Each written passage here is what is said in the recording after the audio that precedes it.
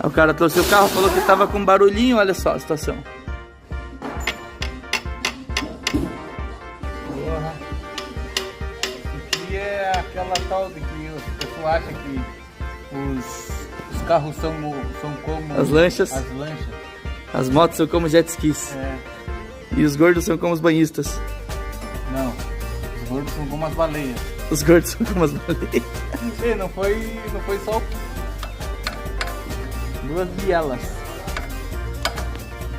Ainda bem que não quebrou o bloco.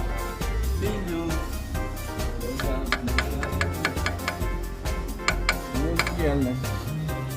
Pode pôr no orçamento, 2 bielas novas ou kitzinho de biela, pistão novo e já era. Tchau, obrigado.